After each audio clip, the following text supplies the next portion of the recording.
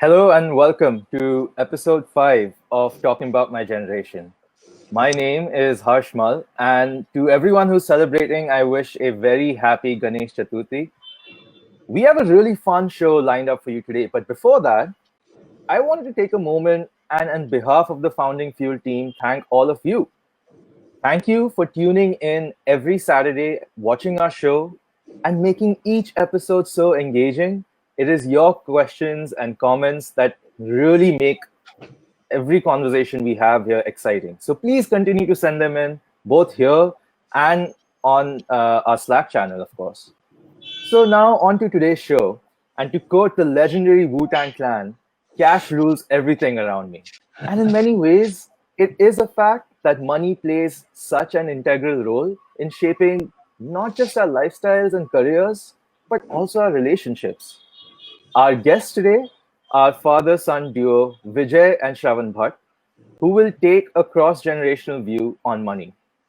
Vijay Bhat, based out of Mumbai, is an advertising industry veteran and founder of Cancer Awakens. His son Shravan, a fellow New Yorker, is a journalist. He describes himself as a humble YouTube comedian and a sulking Arsenal fan. If you haven't done so, please read Shravan's excellent column published this week on Founding Fuel, where he elaborates on some of the themes that the Bhatts will discuss today. So please welcome Vijay and Shravan Bhatt. Hi, guys.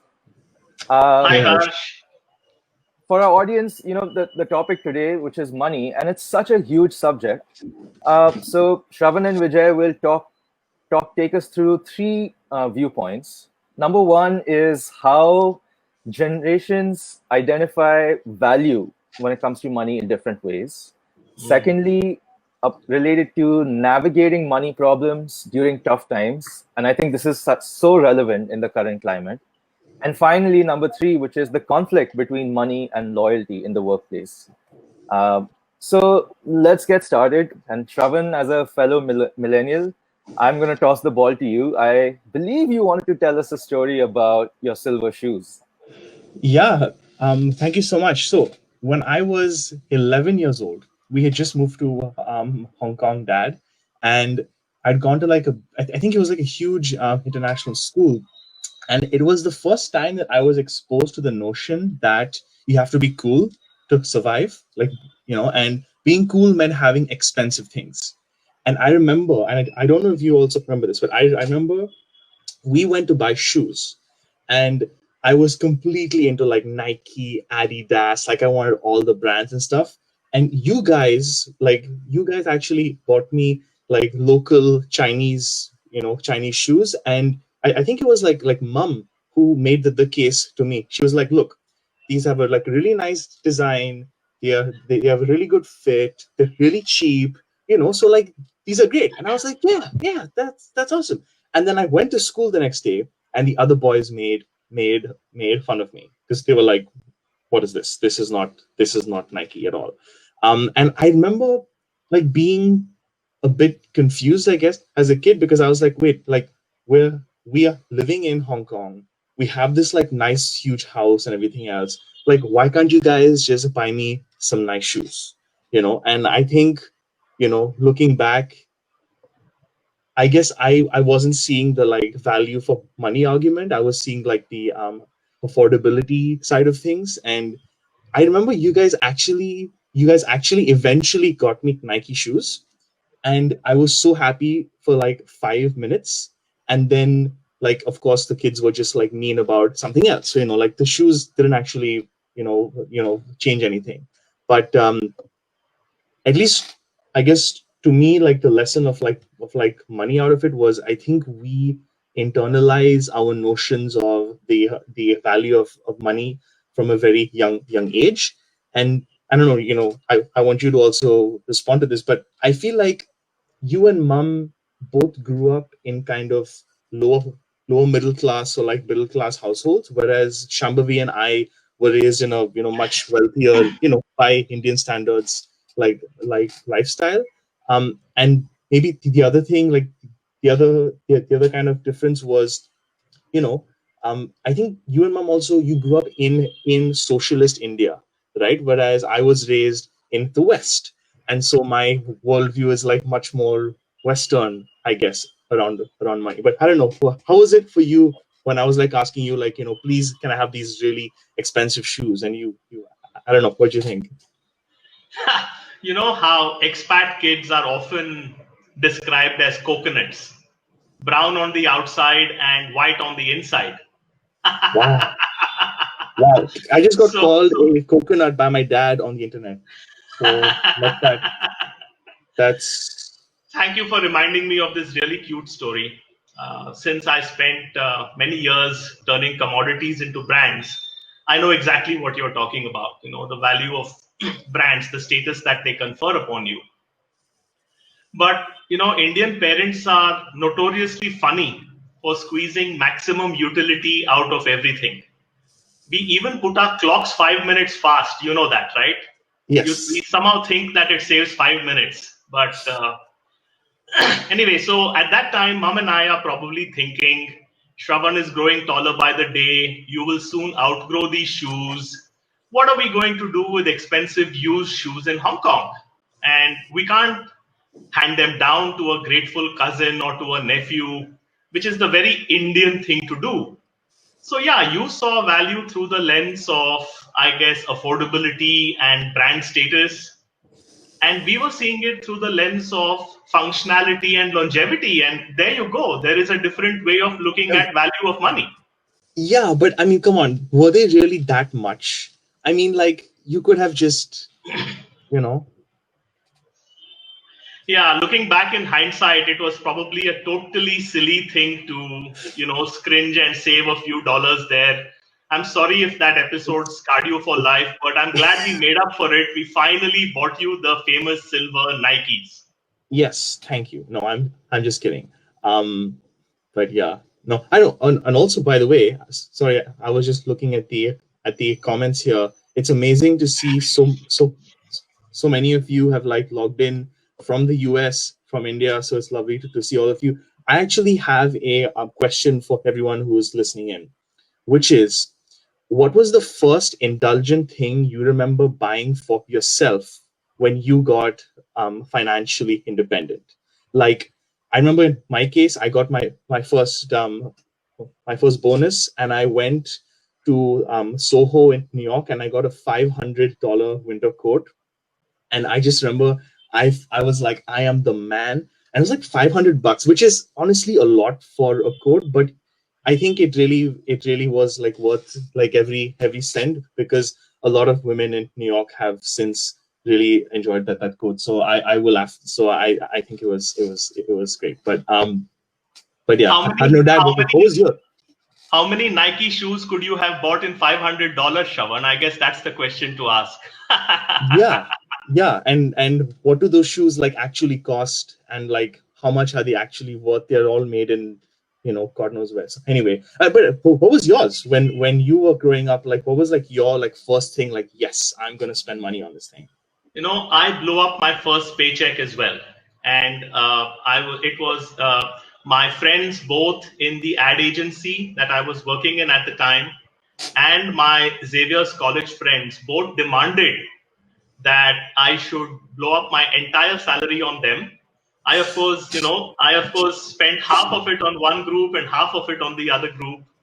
But yeah, we just blew it up in having a nice time.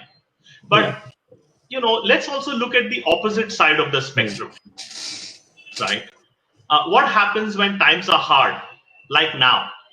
mm, And I must tell you my story, which is that I actually fell off the income cliff thrice in the last 20 years. oh my Okay. God. So, first was in 2004. This was post my cancer, and I was confronted with a very stark choice: life or lifestyle. Mm, And naturally, I chose life. What else can one choose? And I also left Ogilvy and we returned to India. mm, But to give you some perspective, and I don't think I've shared this with you or anybody else so far, my income crashed by 80% in that transition. And yeah, um, So, cancer I already felt diminished by cancer in a way. And I felt further diminished when my income crashed. And I must confess that it was really very hard to Man, digest. how did you man? That's a lot. That's a lot. I can't even like quantify. How did you like manage? Well, I didn't manage so well for a while. I went into a dark and bitter place for many years. And I'm sure during that time, I must have lashed out at you guys a few times. And I feel responsible and I'm so sorry for that. Uh, but just as I was building up my second career, it Mm, happened again, 2008, 2009, the yeah, financial meltdown. yeah, And this time, you were going off to university in the yeah. UK. And I can Yes. tell you again that typical Indian and perhaps Chinese parental priorities, right? We put children's education above all else. I Those still can't believe priorities. how much I still can't believe how much you guys paid for my like university at undergrad, and I feel like I just was like drinking and just doing like nonsense, and I feel bad about that. I wish I did done more with it. Yeah, I guess Yeah, that's what well, US parents. Yeah, yeah, we all have our misspent youth, which we have many years later to regret and to redeem ourselves with. So I hope you do yeah, the same. yeah. But what saved us, and this is Mm, important, I think, what saved us was what I call the three cushions, right? The first cushion is the savings. mm, We had built up savings over time and we had set aside money for the big things that mattered, like your education and my healthcare and so on. mm, The second is the goodwill cushion. And many people don't mm, give a lot of value to the goodwill cushion, but I do and I did. mm. And that really helped us because people gave us work opportunities, people did a lot of things for us, surely on the goodwill that I had accumulated. Yeah, yeah. And the third cushion, I call it the cushion of the enough point. And maybe we'll get a little bit of Mm, time to talk about that later. But this was a third thing that really helped us. So this happened in 2008, 2009. yeah, And here we are now, yeah, 2020, with yeah, the pandemic, right? yeah. And like millions of solopreneurs, and I'm not Yes. talking about the migrants who unfortunately have to live from hand to mouth, Mm, but my income has crashed again. Not to the same extent, yeah. but I have had to give up my small little co-working space that I had just started. I had to stop paying my team, at least temporarily, and it's been really, really hard.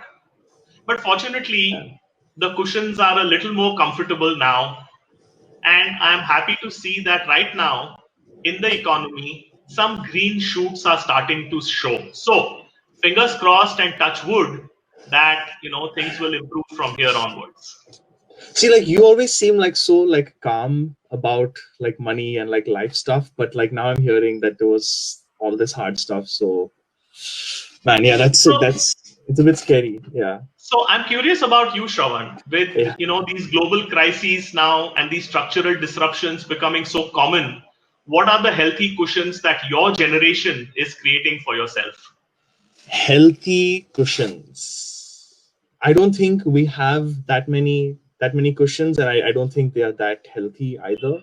um I think like for most of us in my generation, we're like thinking about climate change and like other like big income in inequality and like things that have like a very long term outcome. And so at least for me, I try not to think about stuff in the future that I can't change. I try and kind of live in the moment and say, what like um, what do I actually have control over, like my physical fitness or my relationships, and to try and just to try and just kind of cope rather than like grow and all that stuff. I think the other thing that comes to me, like if I look at my friends, a lot of them have had to leave their houses in expensive places and like move in with their um with their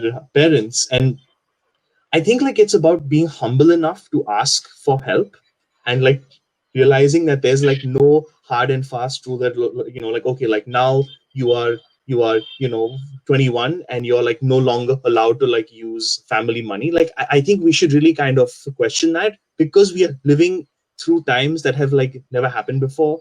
And I don't know, that's how I would how I would look at it from millennials, I guess. Yeah, I think that's a good point that you make, and that's what parents are there for. And we'll be your cushion, Shravan, but it depends on how nice you are to us. Yeah. So, but but Yeah. but but more seriously, Yeah. it sounds like from what when I hear you speak, we were cushioning ourselves for the future. And it Mhm. seems to me that you guys are cushioning yourself for the present. And that is a Mm. big difference. Yeah, That is a that's a big good point. difference. That's a good Uh, point. so great to see some nice audience comments coming in. So here's one more question for the audience. And the question is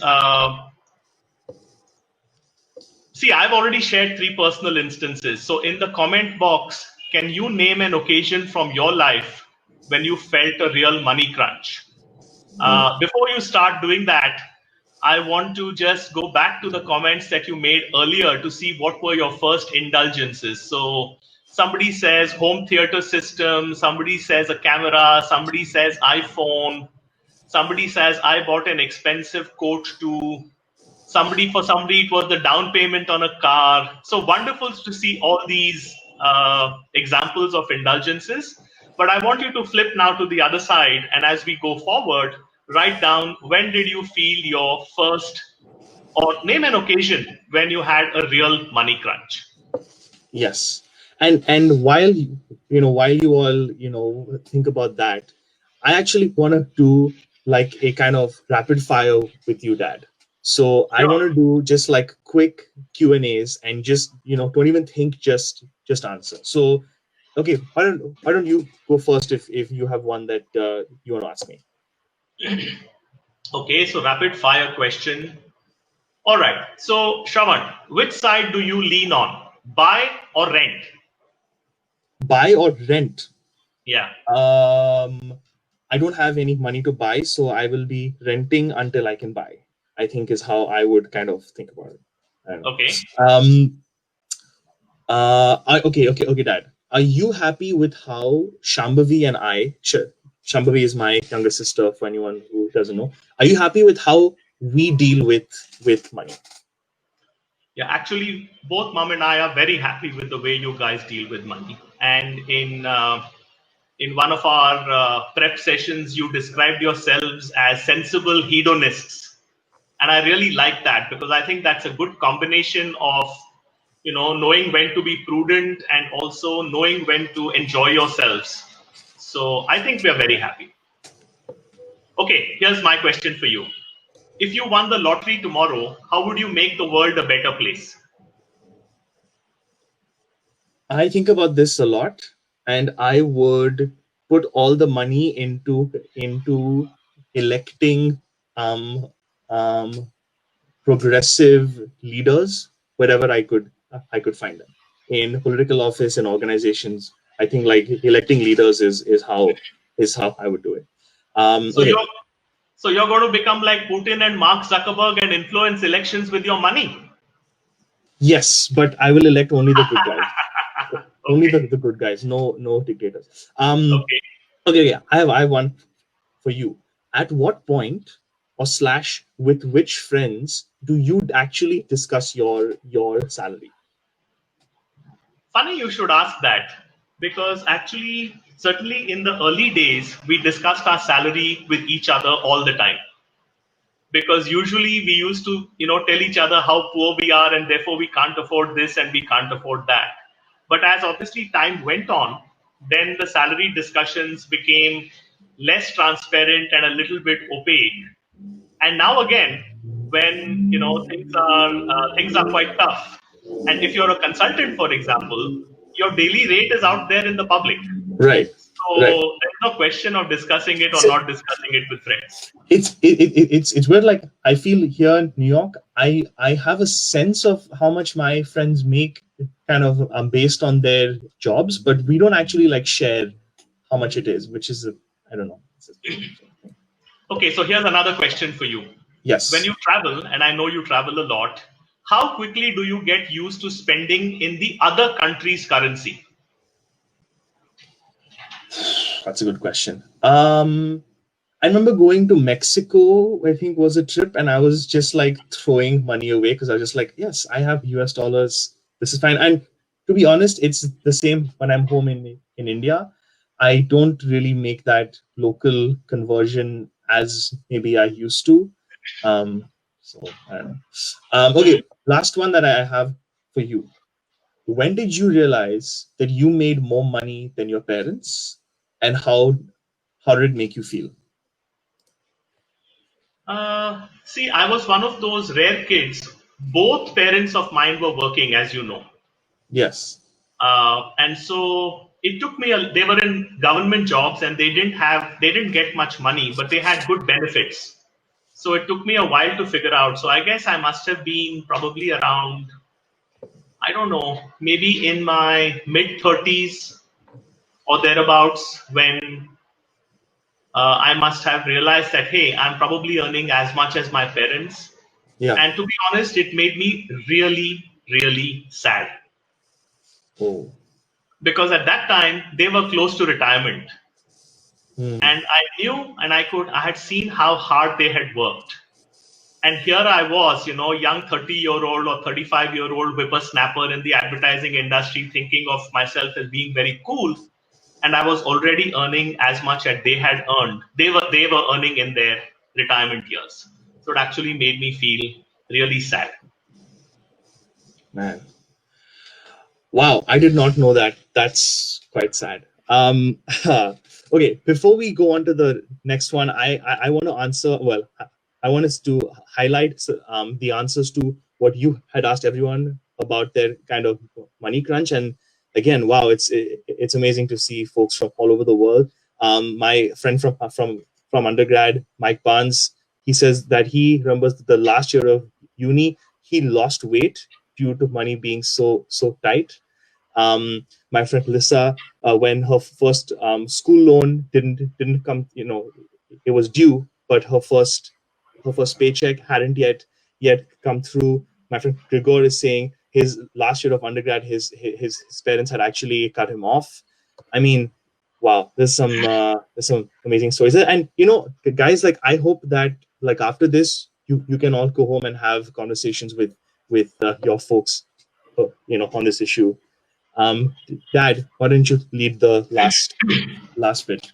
Yeah, so the last section, we had fun with this rapid fire round, but the last section is a little more serious. And here we want to talk about the thorny dilemma between salary and loyalty.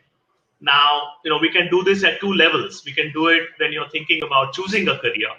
So, do you follow your passions? For example, to be an artist, or do you pursue financial security?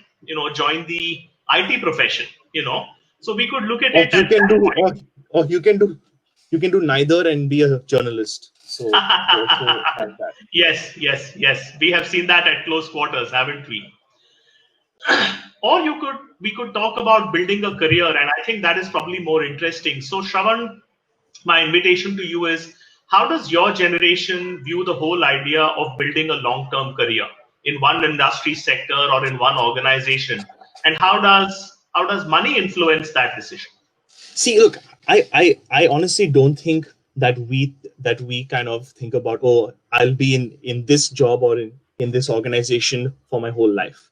I think that we kind of, look, you can optimize for different things in a job. You can optimize for salary, for location, for your job function. I think that for us, it's more like what can we get for the next 3 to 4 years, because I've had two like global once in a lifetime financial crises in my life in the last 10 years. So I don't know what's going to be around. Like I'm going to just try and spend the next few years in an organization that kind of has the same values as I do. Like I would rather work for a renewable energy firm than an oil and gas firm. Or I've got friends who would rather work for a really well-run NGO rather than like doing some job at Nike, right? So I don't know how did you think about that? Yeah, see, in my case, whether it is personal relationships or whether it's career, I've always been a long-term guy. And I was very lucky because I joined Ogilvy and Mather very young, and they provided a really fabulous culture. It was a Mm, culture of care and development and mobility, and to the extent that I never really felt like leaving. But I yeah, must say yeah, that even there, at critical life stages, money was an issue. yeah, It mattered a lot. For example, when mom and I decided to get married yeah. in 1987, 88, Ogilvy offered a promotion to me in Bangalore. And one of Mm, the swing factors was the company flat and the company car, which mm, I definitely could not afford in Mumbai. mm. Was it hard to leave um to leave Bombay because like that's where you had grown up and It was hard. It was hard. I love Mumbai. It was the advertising nerve center of India, probably still is. But on the other hand, I was looking forward to an entirely new life stage, being married, uh, mm, setting up our own home, etc. So yeah, that's what we had to weigh up. And as I said, one of the swing factors was the perks. yeah, yeah. I mean, and I was just looking at the comments here, and my friend Kunal actually raises a really good issue, which is that I am just one millennial. I have my own views. Everyone has their own views, and again, mine is actually quite quite privileged, relative to many folks who may not have the chance to think, oh, I'll change jobs, I'll do this. I think you know there's a kind of stereotype of younger people that like we keep changing jobs just like that. And I actually, I don't think that there's anyone who enjoys changing jobs. I think we do it because we have to try and earn more. And I mean, I'll be honest, the cost of housing and the cost of like college tuition has gone up so much relative to like salaries that the only way to like make that jump is to change, to change organizations. And maybe when, you know, like maybe when organizations will start to give higher, um, higher raises, we may like stay a little bit more and more. But I don't know. What do you think? Because you've been in the world of HR and all that stuff. I don't know. I mean, many of my HR friends keep tearing their hair out about this. So, I think that I think it's not such an easy one to deal with. So, I sometimes wonder Yeah. that why is it that people move jobs for a small increment? So why don't you tell Yes. me what is really the reason for it? And some of my HR friends who might be on this show. I mean, I think people change jobs, just to try and get that little raise, and to the extent that they can, without disrupting their lives. I think they will. And actually, I want to kind of turn this over to the audience and ask you guys, what was the smallest salary raise for which you changed jobs, and was it worth it? And maybe Dad, if you can answer that also really quickly. Yeah. In my case, as I said, I've left a job only once in my career, and that was in 1982 for a Yeah, 25% increase. that's And pretty good. well, but wait till you see the numbers, right? My salary went up from 1,200 rupees a month to a princely 1,500 rupees a month. And I must say that I didn't change for the money. The money was a real bonus. But, Yeah, I think I agree with you on the whole, Shravan, that yeah, it's really up to the organizations to answer the what's in it for me question more yeah, meaningfully. yeah, yeah, I, yeah, I, I put the responsibility squarely on the organizations and the leaders to be able to do it. and in which case money may not then be the single pivot on which people change their jobs. Yeah, yeah. You've spoken like a true millennial dad. So thank you for that. Hey, Um, let's go ahead. Go ahead. No, I was going to say let's bring in Harsh, yeah, because I want to get your views and kind of on all this. No, thank you, guys. I mean, that was such a great discussion. I don't need to tell you. You just have to take a look at the audience comments to see how this topic has resonated so deeply with so many people.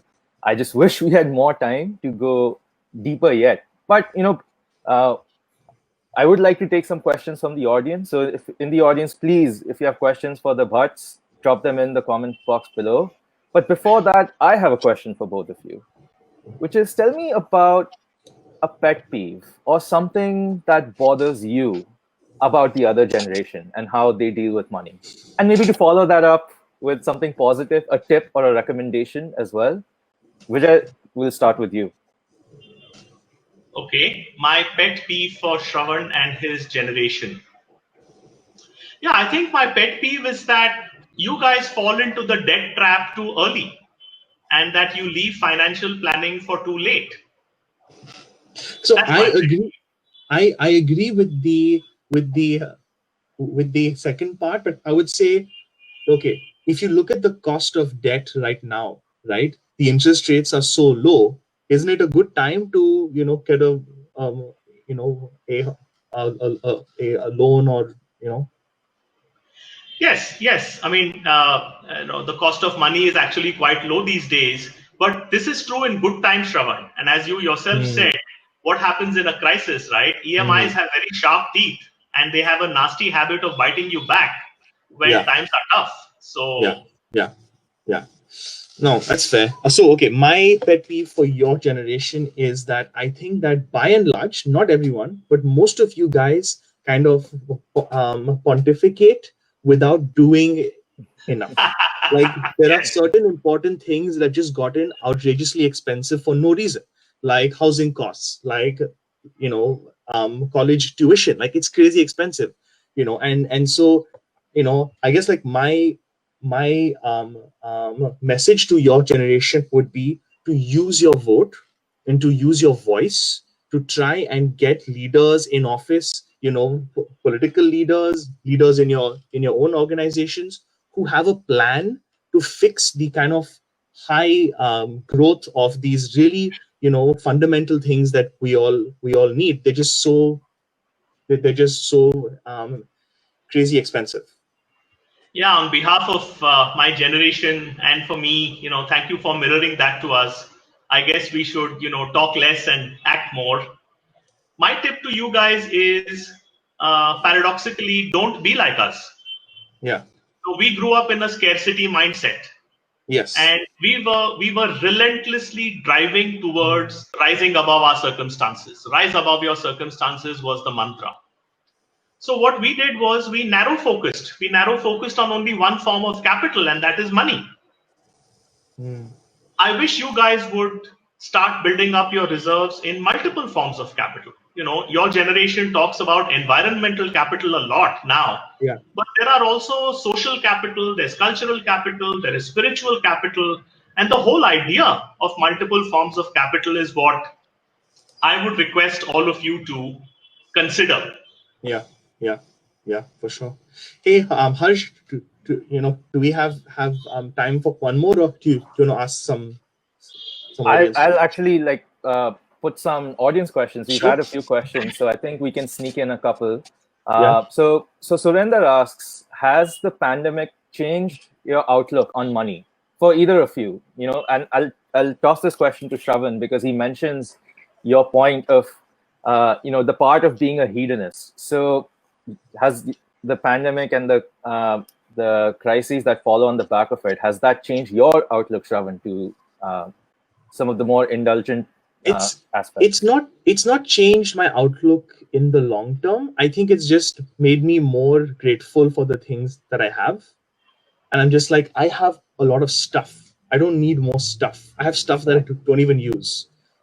Like when things get hard, the things you actually care about are your friends, are your like loved ones, like having food. Like my famous winter coat is just lying there. I won't even use it. So I don't know. That's how I think about it. What about Dad?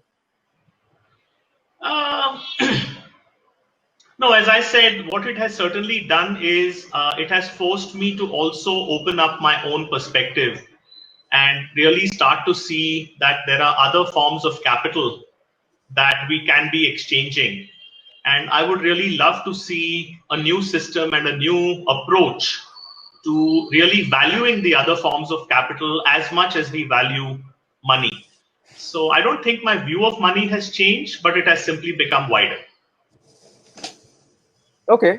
Uh, just one question from me. This I like to ask all our guests, which is, I mean, as we've seen from this conversation, Shravan, you share a wonderful rapport with your dad and are clearly comfortable talking to him about a topic like money, which can often be contentious. So, uh, first, Shravan, which is, what advice would you have for your peers who find it difficult or challenging to have similar conversations with their parents?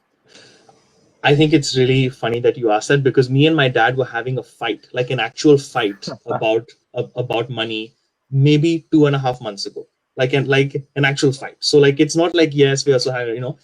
I guess I would say you have to be vulnerable and like ask for help, when you need it, and you have to also be ready to hear the advice that you may not like. And just being kind of being genuinely open to hearing what they have to say, rather than only wanting to hear what you want to hear from them, is what I would say. I don't know, Dad, what do you think? Uh, I believe, and again, I'll tell a personal story, is that the earlier you start having these conversations, the better, in my view. So, Shravan, you may or may not remember that when we were in Singapore, you were probably still, I don't know, just about 10 or so. And we were having the conversation about money and interest and so on. And we had my super boss, Miles Young, over for dinner one day. And you asked him the question and you said, Miles, uncle, can you explain to me what is interest? And then he had to sit down and try to explain to you what interest is. So I think, as parents, we have tried to have these conversations with you from a very early age, whether it was about money or whether it was about cancer. And so Hmm. my invitation to all my colleagues is the earlier the better. Thanks for that. And I'm sure a lot of people are appreciative for it.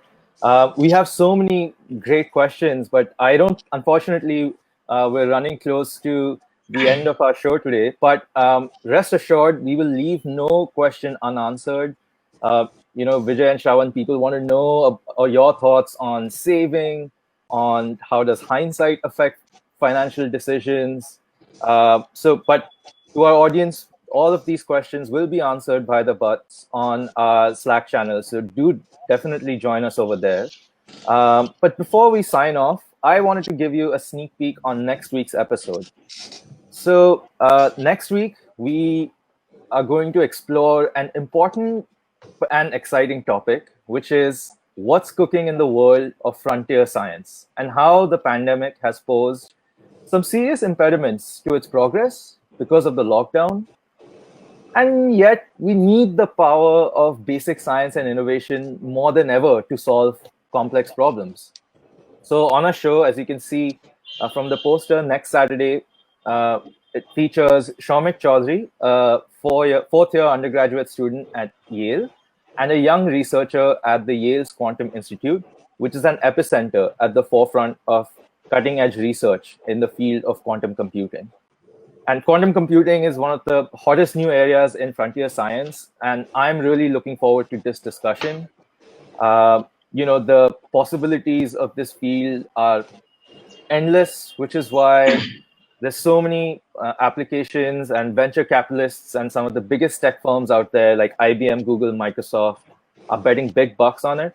And as a 21-year-old, Shaumik sits in the middle of all of this action, connecting three different worlds: the labs at his New Haven campus in Yale, the charged environs of Rigetti in Silicon Valley, and the Coding School's collaboration with IBM, where he is helping develop an online quantum computing course for high school STEM aspirants from disadvantaged sections of society. Uh, of course, as to keeping to the theme of our show, he will be joined by his mom, Amrita Chaudhary, who pursued her engineering degree at IIT Kanpur before heading to UC Berkeley for her master's in materials engineering. Amrita holds 7 US patents in semiconductor manufacturing. She saw the growth of the semiconductor industry from close quarters as it moved from the lab to commercial applications, and in turn revolutionized the communications and computing industry in the mid 90s. So don't miss Shaumik's column and Amrita's audiogram in Founding Fuel over the next couple of days as we take you on a whistle stop tour inside the world of quantum computing and ask whether it can deliver all that it promises. So, as always, on Saturday, August 29th, Amrita and Shaumik will be here on Facebook Live to discuss their tech journeys from two different eras and explore how things have changed in frontier science in the US and in India. So for now, thank you everyone. A big thank you to Vijay and Shravan for a great session and a really fun conversation. To our audience, please meet us over on our Slack channel to keep this conversation going. And incidentally, it is around dinner time in India right now, isn't it? So maybe the dinner table is a good place to have this conversation about money with your own family. And if you do, please let us know how that goes. So for now, take care and goodbye. Thanks, everyone. Goodbye. Bye, everyone.